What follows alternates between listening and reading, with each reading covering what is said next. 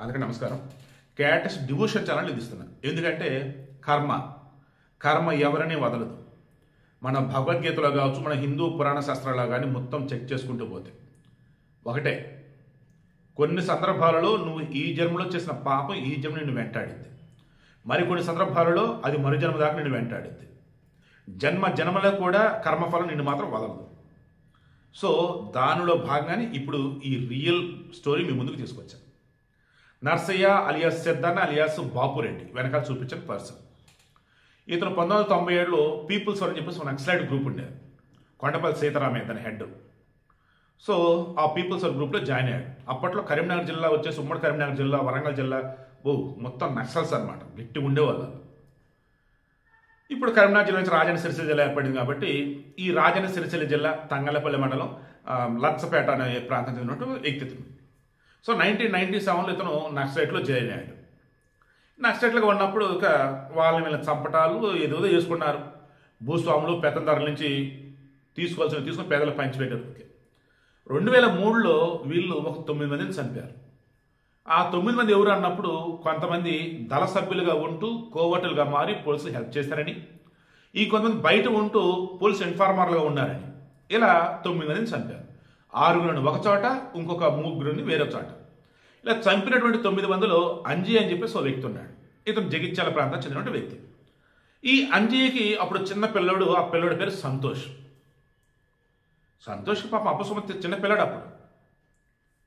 సరే ఆ 2003 వీళ్ళని చంపిన తర్వాత కొద్ది రోజులకి ఒక ఎన్కౌంటర్లో ఈ నర్సయ్య చనిపోవాల్సింది.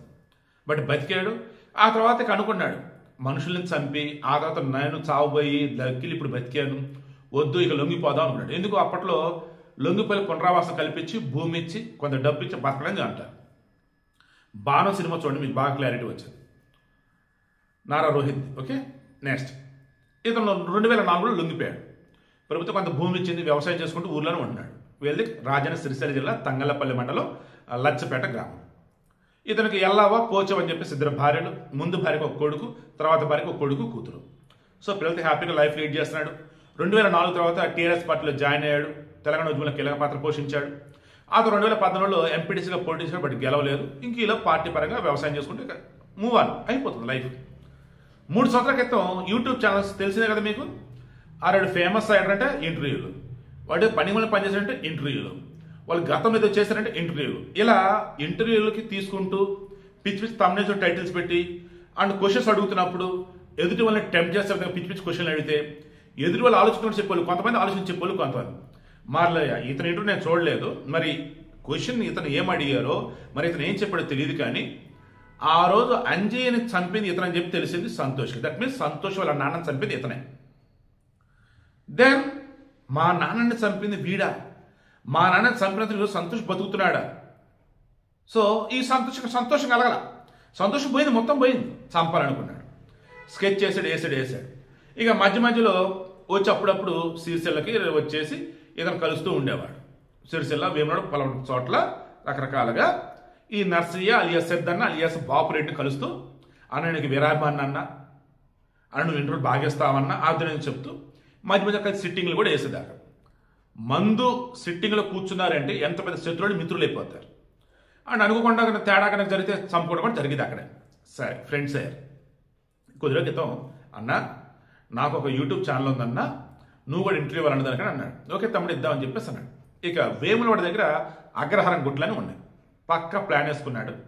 ఆడికి పిలిపిద్దాం, మందు దాపిద్దాం, మందులో ఉన్నప్పుడు బండరాత్తో మోద్దాం, స్పృహ లేకుండా పడతాడు, ఇక గొంతుగా చంపేద్దాం ఫిక్స్ అయ్యాడు. ఎగ్జాక్ట్గా మనం అదే చేశాడు. పిలిచాడు, వచ్చాడు, బండరాత్తో మోదాడు, చంపాడు, గొంతుకేశాడు. ఇక చనిపోయి డిక్లేర్ చేసుకున్నాక అప్పుడు జగిత్యాల పోలీసులు లొంగిపోయి సంతోష్ చెప్పాడు, చనిపోయినోడు ఎవడైతే ఉన్నాడో ఒకప్పుడు మా నాన్నని చంపినవాడు, మా నాన్న చాలా అమాయకుడు, చాలా మంచోడు, ఎంక్వైరీ చేసుకోండి. ఏ తప్పు చేయడం మా నాన్నని చంపినవాడిని మీరు పునరావాసం పేరుతో మేపుతున్నారు, అది చూసి నేను తట్టుకోలేకపోయా, నా వల్ల కాదు. మరలకు ఇంటర్వ్యూలు ఇస్తూ చాలా గొప్పగా చెప్తూ ఉన్నాడు, నా వల్ల కావలేదు, చంపేశాను. ఇప్పుడు నాకు ప్రశాంతం ఉంది, నాకు ఏ శిక్ష విధిస్తారో విధించండి అని చెప్పేసి అన్నాడు. ఇది కర్మ సిద్ధాంతం అన్నామా? లేదన్నప్పుడు యూట్యూబ్ ఇంటర్వ్యూలు అనగానే ఎవరు పడితే వాళ్ళు ఎలా పడితే అలా క్వశ్చన్ అడగటం, దానికి ఆన్సర్లు ఇవ్వటం, మూమెంట్ అలా క్వశ్చన్లు, అలా ఆన్సర్లు, ఇవన్నీ చూస్తున్న జనానికి తెలిసి తెలియకుండా కొంతమంది మీద కోపం, కొంతమంది ద్వేషం, కొంతమంది ప్రేమ ఇలా ఉండిపోతాం. వీటి వల్ల ప్రాణం పోయింది అన్నాను. కింద కామెంట్లో తెలియచాను. నేనైతే మాత్రం కర్మ సిద్ధాంతం అనుకుంటున్నా. బట్ సంతోష్ లాగా వేరేవాడైతే వద్దు. గతం గతం. ఇప్పుడు ఎవరు బతుకులు బతుకుతున్నారు వదిలేయండి. దేవుడు అని ఉన్నాడు, వాళ్ళు శిక్ష విధిస్తారు. మీరు శిక్ష విధిద్దామని చెప్పేసి వెళ్ళిపోయి అతను చంపినటువంటి సంతోష్ ఇప్పుడు లైఫ్ ఏంటి? సంతోషం డిపెండ్ ఉన్న కుటుంబ సభ్యుల పరిస్థితి ఏంటి? అండ్ ఇప్పుడు పోచవ్వ ఎల్లవ్వ భార్యలు పాపం ఎవరికి నర్సయ్యకి వాళ్ళ పరిస్థితి ఏంటి? వాళ్ళ పిల్లలు వాళ్ళ పరిస్థితి ఏంటి?